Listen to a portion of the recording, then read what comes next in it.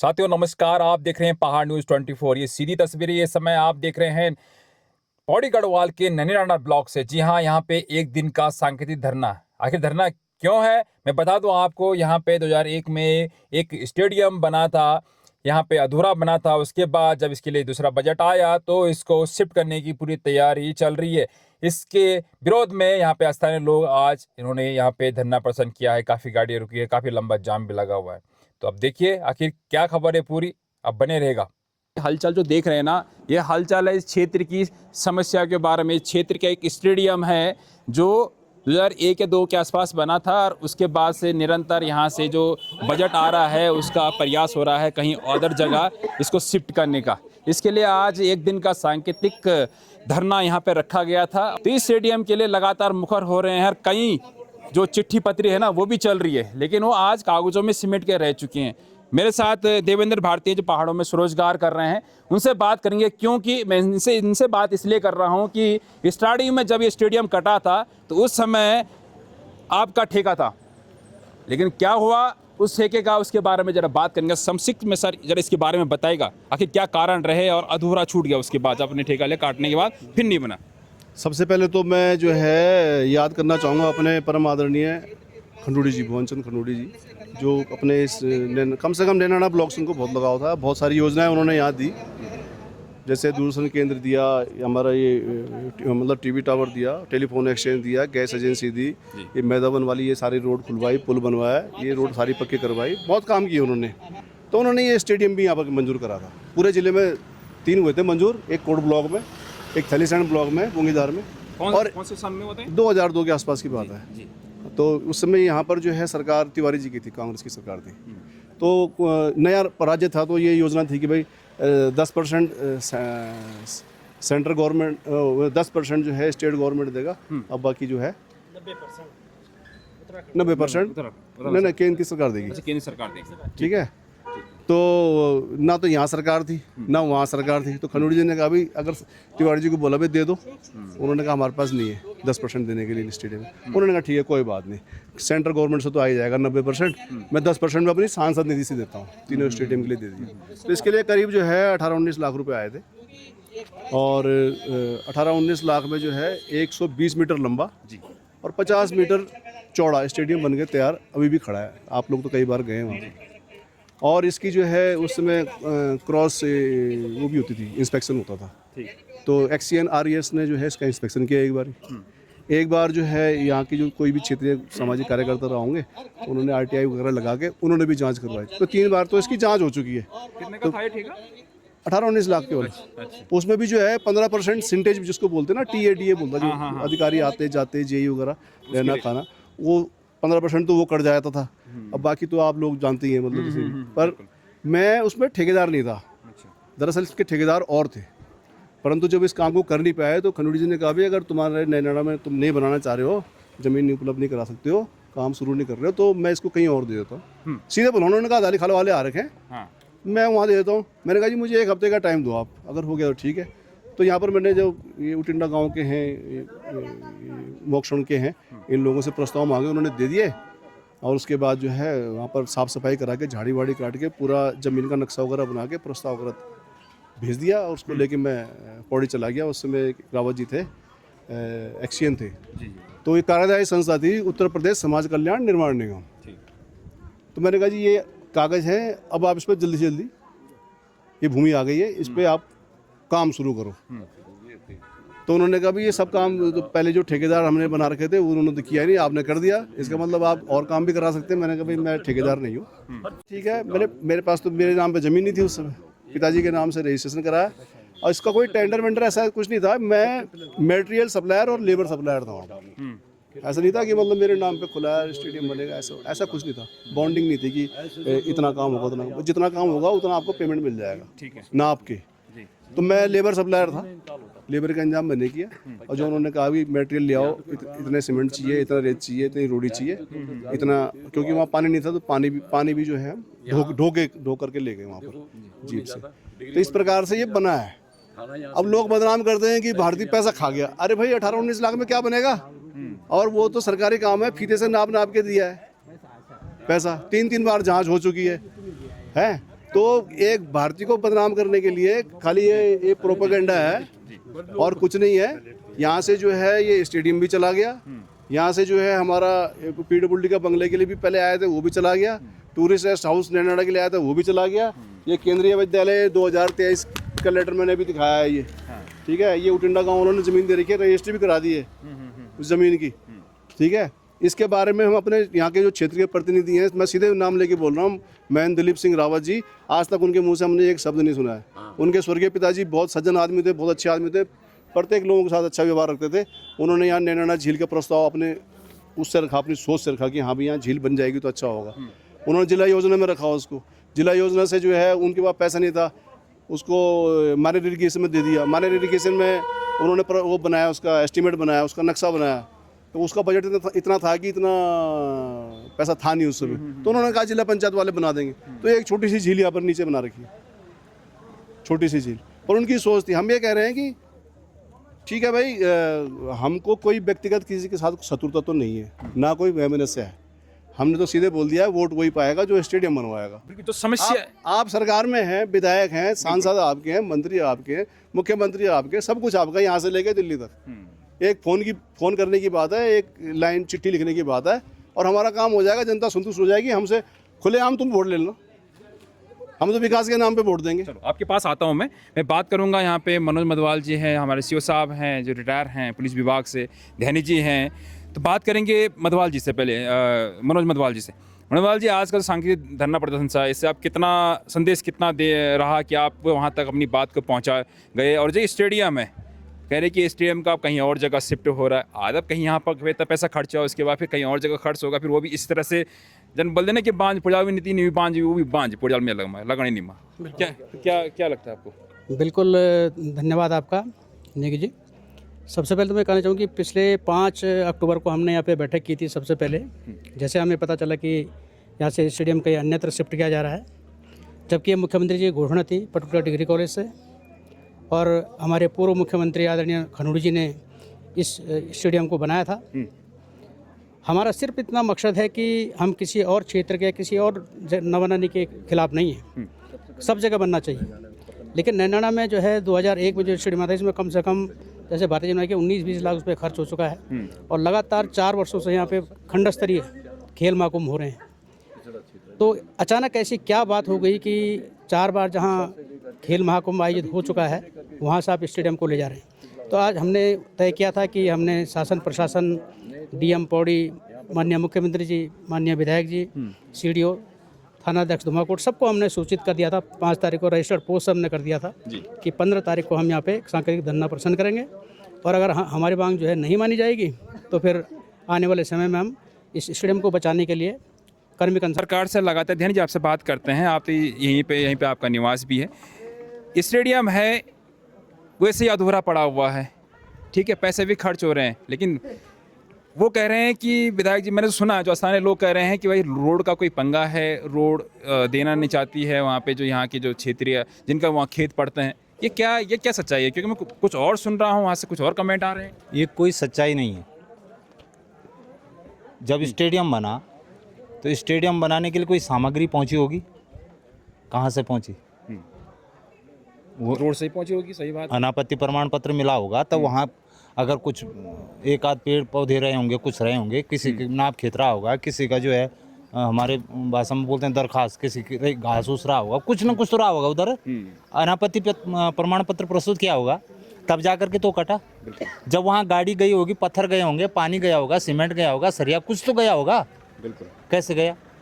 तो ये तो मेरे समझ में नहीं आ रहा है कि कौन कह रहा है कि इसके लिए जो है भाई आपत्ति है, इसको NOC कहीं से मिल नहीं रही है। आपत्ति तो कुछ है नहीं, गांव वाले खुद कह रहे हैं हमारी आपत्ति कोई नहीं। मेरे पास जो है उस का अनापत्ति प्रमाण पत्र भी है। अच्छा, जो यहाँ ये पहले से जो गांव वालों दे रहा है, उठंडा गांव के जो लोगों ने ये अनापत्ति प्रमाण पत्र जो है पहले से दिया जा चुका, और मोक्षण का, उनियाल मोक्षण का भी अनापत्ति प्रमाण मेरे पास है। वो इस समय मेरे पास नहीं है, कमरे पे है, वो भी मैंने कर दिया। हमारे पास सारे अनापत्ति प्रमाण पत्र। मैं वहाँ जो मटेरियल गया, डंपर गए वहाँ, तो डंपर किस रास्ते गए? ऐसे चले गए सीढ़ियों से, वो तो सुधरा, हवा में चले गए। हाँ। फिर दूसरी बात, मैं एक चीज़ और 2 दिन जो मैंने अपने आप देखा है, वहाँ पर कुछ सामग्री थी, ये रोड़ी इत्यादि इकट्ठा कर रखी थी तोड़ तोड़ के पत्थरों की, है ना। जो बाहर वहाँ पे तो टूटे हुए, वहाँ पर वो जो कंक्रीट गया होगा डंपरों से गया होगा, सीमेंट रेता डंपरों से गया होगा। अगर नीचे कहीं इधर से भी लोकल बाजार से भी लिया होगा तो वहाँ तो गाड़ी से ही गया होगा। पानी तक बाहर से आया, पानी तक बाहर से आया तो पानी का जो टैंकर गया होगा वो भी जो है गाड़ी से गया होगा। सही बात है। कहाँ से आपत्ति कौन कर रहा हो आपत्ति? ये अनापत्ति प्रमाण पत्र प्रस्तुत है, पहले का भी और अब का भी। बहाने बहुत हैं अगर बात करें तो जी। मैं तो ये कहूँगा कि वो हमारे एक सुप्रसिद्ध साहित्यकार थे, गीतकार जी। उत्तराखंड आंदोलन के समय पे उन्होंने कहा था कि चाहे हम नहीं ले सका, चाहे तुम नहीं ले सका, कोई न कोई तो ले लो, दिन ये दुनिया में ये तो बन के रहेगा। बन गया कोई तिलियालो दिन या दुनिया में, बिल्कुल। और इस तरह से क्षेत्रीय जनता बड़ा आक्रोशित है और अल्टीमेशन भी दे रही है सरकार को कि अगर इस पे जल्द से आपने कार्रवाई नहीं की तो यहाँ पे वो सांकेतिक जो धरना था वो लंबा चलेगा और उसका जिम्मेदार सरकार होगी। ये कहना है यहाँ के स्थानीय लोगों का, कहना है यहाँ के समाज सेवियों का। बात करेंगे हमारे साथ सीओ साहब है, पुलिस विभाग से अब रिटायर हैं, इन्हीं पहाड़ों में रहते हैं, इस नैनाना में रहते हैं। आप देखते हैं सामने कई चीज़ें आप देख रहे होंगे, इन समस्या जो क्षेत्रीय समस्याएँ हैं उनको आप भली बातें जानते भी हैं और मुखर भी हैं उस चीज़ से। लेकिन जहाँ तक बात आती है आवाज़ की, उठाते हैं उसके बाद भी स्टेडियम का जो बजट है जो कहीं और जगह शिफ्ट होने की तैयारी चल रही है। यहाँ के लोग, यहाँ के बच्चे ऐसे जगह पे खेलने को मजबूर है जहाँ पे स्थिति बड़ी ख़राब है और बच्चे भी डिस्टर्ब होते हैं उससे। तो आपको क्या लगता है क्या चल रहा है? धन्यवाद नेगी जी, पहले तो न्यूज़ 24 का बहुत बहुत धन्यवाद कि जो यहाँ की स्थानीय समस्याओं को आप समय समय पर उठाते रहते हैं। दूसरा, ये बड़ा दुर्भाग्यपूर्ण है, जैसे कि पहले दिन भी हमने सांकेतिक यहाँ पे जो धरना दिया था और हम लोगों ने जो है वहाँ उस टाइम पे भी करा था कि हम किसी क्षेत्र विशेष के स्टेडियम बनने के विरोध में नहीं हैं। हम तो चाहते हैं कि हमारा नैनाना ब्लॉक में धुमाकोट में बने, भवन में बने, उधर पल्ली छाल दिगोली खाल में बने। किंतु ये दुर्भाग्यपूर्ण कहना पड़ेगा कि नैनाना एक ब्लॉक मुख्यालय है और ब्लॉक मुख्यालय होने के नाते यहाँ पे पूर्व से ही पूर्व मुख्यमंत्री जो है वो हमारे श्री भुवन चंद खंडूरी जी, उनके द्वारा ये स्वीकृत किया गया था और जितना इसके लिए पैसा मिला था मैं समझता हूँ कि वो उस टाइम पे उतना बना भी है, क्योंकि एक स्टेडियम के लिए लाखों करोड़ रुपए चाहिए होता है ना। और जितना भी पैसा मिला होगा उस टाइम पे वो हम देखते हैं, मैं गया हूँ उस जगह पे कि वो बना है उतना वहाँ पे जो है, ठीक है कि नहीं, चारों तरफ से जो है, लेकिन बीच में वो सब बंद हो गया। तो अब ये किन परिस्थितियों में मुख्यालय का जो स्टेडियम है ब्लॉक का वो धुमाकोट या जहाँ भी अन्यत्र शिफ्ट, जैसे कि सब माध्यम से पता चला कि साहब ये शिफ्ट हो रहा है यहाँ पे, तो ऐसे नौबत क्यों आई? ये कौन सी शक्तियाँ है कि जो यहाँ के हर चीज़ को यहाँ से नैनाना ब्लॉक मुख्यालय से हटाना चाहते हैं? मैं ये समझता हूँ कि ये बड़ा दुर्भाग्यपूर्ण है। जैसे कि मैं आपको बताऊँ कि हमने बीच में ये उसका हाइडिल का डिवीज़न यहाँ पे खोलने के लिए मैं खुद था, हमारे साथ देवेंद्र भारती जी है, ये भी समाज सेवा के, जब भी जो चीज़ यहाँ इस क्षेत्र की हुई है तो मैंने देखा कि वो साथ में, ये और हम दोनों साथ थे और हम लोग इसके हाइडिल के मुखियालय गए। उस टाइम पे मैं ये कहूँगा कि विधायक जी को भी मैंने कॉल करा तो विधायक जी बिल्कुल हमारे पास साथ आए और हम लोग गए वहाँ और हम लोगों ने जो है वहाँ पे इसके लिए लड़ाई लड़ी। सबसे पहले मेरे संज्ञान में आया, फिर मैंने भारती जी ने कहा कि भाई साहब ये है कि ये नैनाना ब्लॉक मुख्यालय में होना चाहिए, हर चीज़ जो है वो बैजरो, थैलीसैंड या लैंसडाउन या जैरी खाल में बन रहा है, तो ये ठीक नहीं है। खैर हमने इसके लिए लड़ाई ली और उसमें मैं कहता हूँ कि विधायक जी ने बिल्कुल साथ दिया है और अंततोगत्वा वो मुख्यालय यहाँ पे आया, नैनाना में आया। लेकिन बीच में फिर क्या होता है कि मुझे पता चला कि साहब वो मुख्यालय भी ये जो हाइडिल का था यहाँ पे कुछ दिन बस्ते उठा करके धुमाकोट ले गए कि साहब यहाँ नैनाना। अरे यार गजब है, यहाँ के लिए पॉलिटेक्निक भी यहाँ पे स्थिति जो 23 में बन रहा था, हाँ, यहाँ से वहाँ पे खिसक के चले गया। तो भाई ये तो क्या यहाँ की जनता मतलब आपको वो नहीं कर रही है? मतलब हर चीज़ जो है, हम कतई विरोध में नहीं, जो चीज़ एक जगह पे एक टाइम पे अगर हो गई, अगर कोई चीज़ धुमाकोट में माने कृषि विभाग है, वैसे तो सब मुख्यालय नैनाना में होने चाहिए, ब्लॉक मुख्यालय में होना चाहिए, लेकिन जो चीज़ पहले वहाँ पे बन चुके हैं हम उसके खिलाफत में नहीं है। ऑडिटोरियम बन रहा है वहाँ पे कुछ? हाँ, ऑडिटोरियम बनना हमें कोई आपत्ति नहीं है, सब जगह बने, लेकिन ये एक चीज़ यहाँ पे बनी हुई है जिसपे कि इतना पैसा खर्च हुआ है, वहाँ पे 3-4 महाकुंभ हो चुके हैं और फिर भी उसको जो है अनापत्ति पर, जैसे कि अभी मेरे पूर्व वक्ताओं ने बताया कि साहब ये पहले का भी एनओसी था कि वहाँ सब मटेरियल गया कैसे, और अब पुनः दोनों ग्राम सभा के प्रधानों ने जो है एनओसी दी है। तो ये तो सरेआम जो है इस क्षेत्र की जनता के साथ में अन्याय है। क्यों हो रहा है, किस लिए हो रहा है, ये हमारे समझ में नहीं आ रहा। पर हाँ, इतना ज़रूर है कि क्षेत्र की जनता लामबंद होने जा रही है, और अगर स्टेडियम यहाँ से आया तो जो भी अग्रिम आंदोलन होंगे उसका मैं पूर्ण समर्थन करता हूँ, और उसके लिए आंदोलन लड़ाई लड़ी जाएगी। लड़ाई लड़ी जाएगी। जी हाँ, मेरे साथ हैं प्रधान जी हैं कौला तल्ला के, उनसे बात करें। प्रेम सिंह रावत जी बात करेंगे। ये कागज़ भी आप दिखा रहे थे जिसमें अनापत्ति पत्र था, क्या था सर ये? हाँ, सेंट्रल केंद्रीय विद्यालय का है ना। अभी मेरे को नमस्कार। सबसे पहले मैं 24 न्यूज़ का बहुत बहुत धन्यवाद करना चाहूँगा। जी जी जी।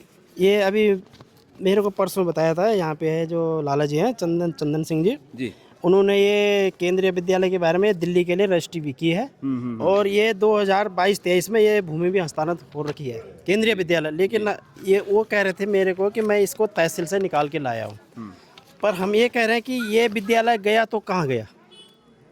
क्यों हमारे विधायक साहब या कोई भी हमारे सांसद, कोई भी जनप्रतिनिधि जैसे प्रमुख हो गए या कोई अन्य जिला पंचायत इस चीज़ को क्यों नहीं ढूंढ रहे हैं? ये सर केंद्रीय विद्यालय का जी, केंद्रीय विद्यालय। और रही बात कौला मल्ला तल्ला की कह रहे थे, लेकिन ये जब पहले ही उटिंडा गांव में स्वीकृत है, ये चिट्ठी भी है, मैं आपको अभी दूंगा, तो इसको क्यों संज्ञान में नहीं लिया जा रहा है कि भाई ये है तो कहाँ गया ये? हमारी दूसरी बात है ये स्टेडियम की। तो स्टेडियम तो हमारा ये है कि जब हमारा नैनी डांडा में पहले से ये जब भारती जी कह रहे थे अभी 2002 से बन रहा है, तो क्यों ये मिनी स्टेडियम है, क्यों ब्लॉक मुख्यालय के नज़दीक है? धुमाकोट हमारा विरोध नहीं है, धुमाकोट भी बने, लेकिन पहले हमारा जो बना हुआ है उसको यहाँ से क्यों ले जा रहा है, क्यों यहाँ से शिफ्ट किया जा रहा है?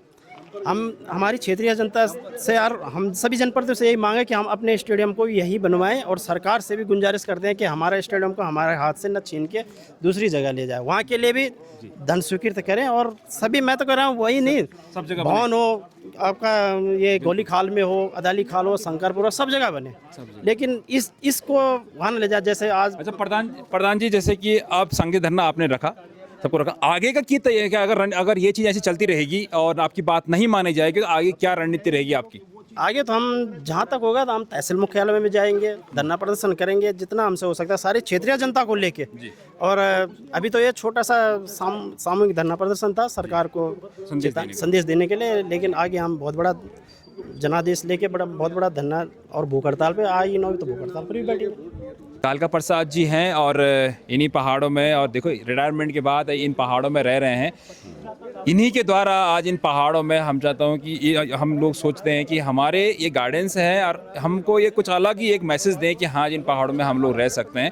अगर बात करें आपके सामने ये जो स्टेडियम की बात खुल रही है, आपने धरना भी देखा होगा। मेरा कहने का मतलब है, मैं एक रिटायर कर्मचारी हूँ, BSF से रिटायर हूँ। मेरा जन्म सन 50 में यहीं नैनाडा में हुआ था, लेकिन नैनाडा, खिरसू और ढाऊ ये ब्लॉक सबसे पहले नैनाडा अंग्रेजों के टाइम के बनाए हुए हैं, जबकि हर ब्लॉक में अच्छी प्रगति की है। यहाँ का सबसे पिछड़ा ब्लॉक एजुकेशन से लेकर के सब कुछ बहुत पिछड़ा हुआ है। मतलब 25 साल हो चुके हैं हमें। हाँ, 25 साल के बाद भी हम इसको पिछड़ा ब्लॉक, सबसे पिछड़ा ब्लॉक है जी नैनाडा। खिरसू ढांगू ब्लॉक जो था सबसे अंग्रेजों का टाइम का मिला था, आज के ज़माने में सबसे पिछड़ा ब्लॉक है यहाँ पर।